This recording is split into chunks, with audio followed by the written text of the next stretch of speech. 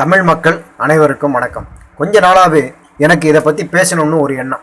அது என்னன்னா, தமிழ்நாட்டில் மட்டும் இல்லாமல் உலகம் முழுவதும் ஒரு கும்பல் இதுக்காகவே இருக்குது. வதந்தி பரப்புகிற கூட்டம். இவங்களுக்கு வேற பிழப்பே கிடையாது. இதுதான் அவங்களுக்கு பிழப்பு. ஒரு நாளைக்கு ஒரு வதந்தி செய்தியாவது பரப்பலைன்னா இவங்களுக்கு தூக்கம் வராது. பிழைக்கிறதுக்கு எவ்வளவோ வழி இருக்குது. அதெல்லாம் இதுங்க கண்ணுக்கு தெரியாது. ஆண் பெண் என்கிற பேதமே இல்லாமல் இதையே ஒரு தொழிலாக வச்சுக்கிட்டு அலைகிறாங்க. அதுலேயும் சமூக ஊடகங்களும் வலைத்தளங்களும் பெருகி கிடக்கிற இந்த காலத்தில் எந்த ஒரு செய்தியானாலும் கொளுத்தி போட்ட அடுத்த நொடியில் உலகத்தில் இருக்கிற எல்லா மூலைகளுக்கும் பரவிடுது. நிறைய உதாரணங்கள் இதுக்கு இருந்தாலும் மறைந்த முன்னாள் முதல்வர் ஜெயலலிதா அவர்களை பற்றி, அவர்கள் ஹாஸ்பிட்டலில் இருந்தபோதும் சரி, இறந்துவிட்ட போதும் சரி, அவர்களை பற்றி வராத வதந்தியா?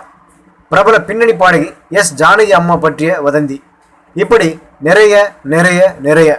தற்போது லேட்டஸ்டாக எஸ்பிபி அவர்களை பற்றியது. அவர் ஆஸ்பத்திரியில் சிகிச்சையில் இருந்தபோதும் சரி, இறந்து விட்ட பிறகும் சரி, இந்த வதந்தி பரப்புறவங்களுக்கு மனசாட்சின்னு ஒன்று கிடையவே கிடையாதா? இவங்களுக்கு மனுஷங்க தானே இவங்களுக்கு அப்பா அம்மா அக்கா தங்கச்சி அண்ணன் தம்பி இப்படி யாருமே கிடையாதா? அனாதைகளா இவங்க? பிரபலங்களை பற்றி வதந்தி பரப்புறாங்க. எல்லோரும் உண்மை தெரிஞ்சு அமைதியாடுறாங்க. தனிப்பட்ட யாரையாவது பற்றி இப்படி வதந்தி பரப்பதுனால அவங்களுடைய வாழ்க்கை என்ன ஆகும்? இதை பற்றி கொஞ்சமாவது யோசிப்பாங்களா?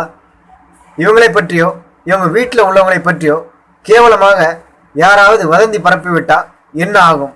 அப்போ மட்டும் மலிக்குமோ? கொஞ்சம் கூட சக மனுஷங்களை பற்றி மனசாட்சியே இல்லாமல் புறம் பேசுறது, கண்டபடி வதந்தி பரப்புறது, சமூக வலைத்தளங்களில் பொய்யான செய்திகளை பரப்பி விடுறது, இந்த பொழப்புக்கு போய் எங்கேயாவது பிச்சை எடுக்கலாம்.